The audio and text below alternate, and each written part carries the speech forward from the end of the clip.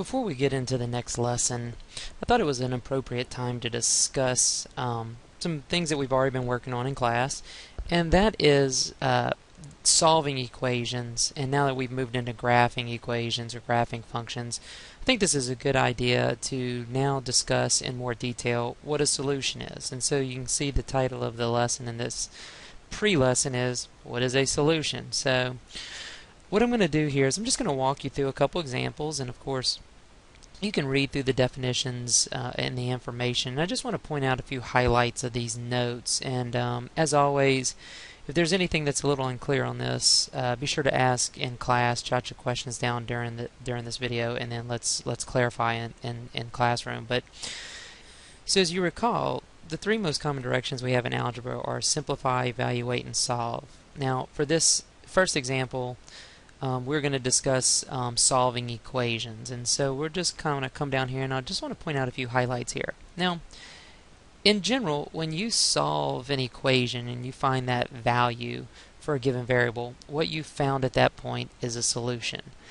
Now, to be more detailed about that, what a solution is actually any value that makes the original equation a true statement. And so let's just take a look at example number 1. We can see that the process of finding x takes us through a couple parts here. And so if you recall, we're just going to subtract 1 from both sides to get to 2x equals to 4, and then we're going to divide both sides by 2 to get a x equals to 2. And so we've now found a value for x, and so we would call x a solution to this equation. Now, if you remember, your Algebra 1 teachers should have emphasized the point of checking your answers, and so you can see the check process here, where we take the 2 value for x and we plug it back into the original equation, and you can see very simply that it creates a statement that says 5 equals to 5. And since we know this to be a true statement, this verifies that x is a solution for the equation 2x plus 1.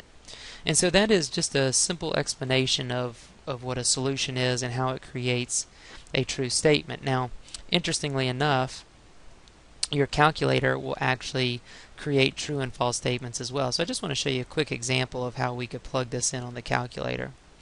So if I want, I could take the same statement, 2, open parentheses, 2, close parentheses, plus 1, and then we actually have an equal sign right here below the control button. I can hit equals and then 5, and if I hit the enter button, it's actually going to tell me that that's a true statement.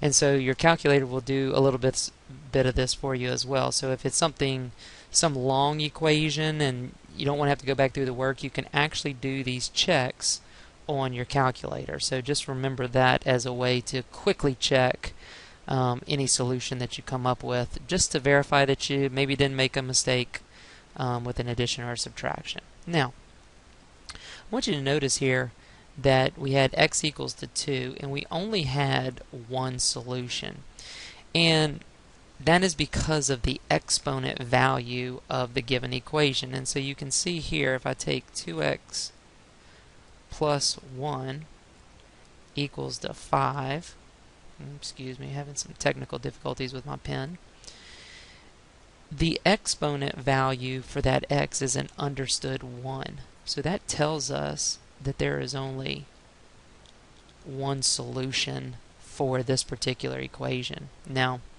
as we move on later in the year and we start to learn about other types of functions, we could end up solving equations that look like this. And in this case, you can see that this particular equation has an exponent value, the highest exponent value in this case, of 2.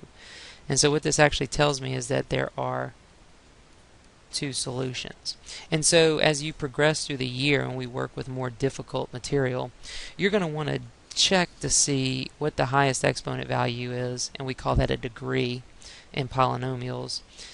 Then that'll tell you how many answers you're looking for or how many solutions there actually are. So good introduction there. Now let's move down and let's talk about evaluating a little bit. Now, As we've moved into functions and linear functions in general, we are now graphing linear functions, which means that we're having to come up with ordered pairs for the graph. These ordered pairs are actually considered solutions to the function. And so if we gave you an example like example number 2 to graph the function y equals 2x plus 1, we would probably use a t-chart to help us come up with our ordered pairs. Now, in the process of filling in that t-chart, we are going to be evaluating the function for each x value that we decide to use. And so you can see I have my missing spot in my t-chart up here. And so I'm going to evaluate for 1. And so when I evaluate the function for 1, I get y equals to 3.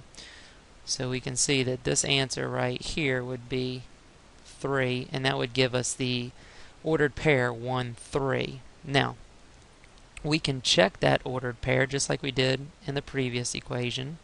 And if we check the ordered pair, we see that we get, again, a true statement when with the resulting check. And so what that tells me is that the ordered pair 1, 3 is a solution to the function y equals 2x plus 1.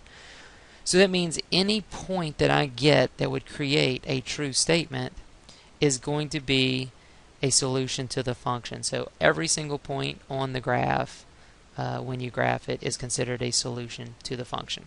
Alright, hopefully that will help you as we move into later sections.